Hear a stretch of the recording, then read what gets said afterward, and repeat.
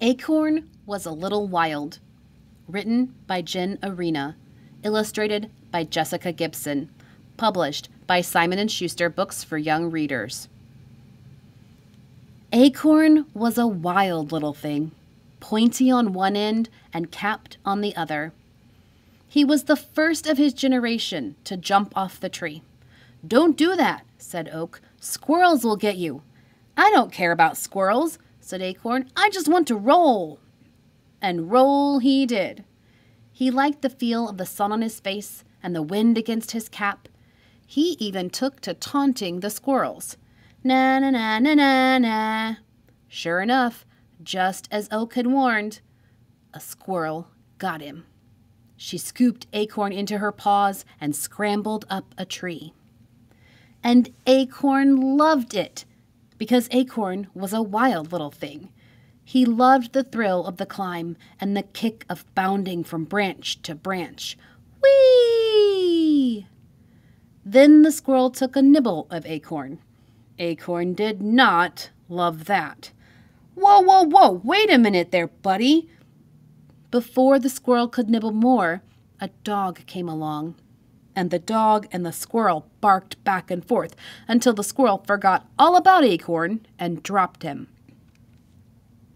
And the rush, the rush of falling from the tree, it was even better than when Acorn had jumped that first time from Oak.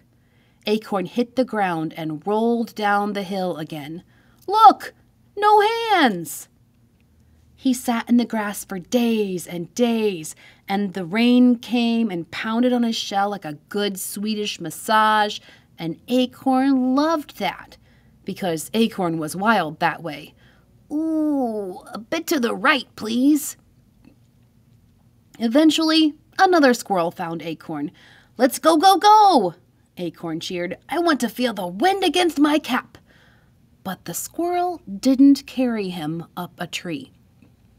The squirrel took Acorn and buried him deep in the ground. And that was no fun at all. But after a while, Acorn noticed cool things going on down there. The worms were so chill, wiggling around and tickling him as they passed, and Acorn laughed when they did, because even underground, Acorn was still a little wild. Acorn had a lot of time to think in the dark. He felt as if he was changing. He didn't quite understand, because he'd been the same wild little Acorn for so long. But changing was an adventure, so Acorn was all in. After a while, Acorn found himself stretching and stretching and pushing hard, and then he felt the sun. For the first time in ages, Acorn had grown out of his cap and popped right up through the ground. And it was so cool.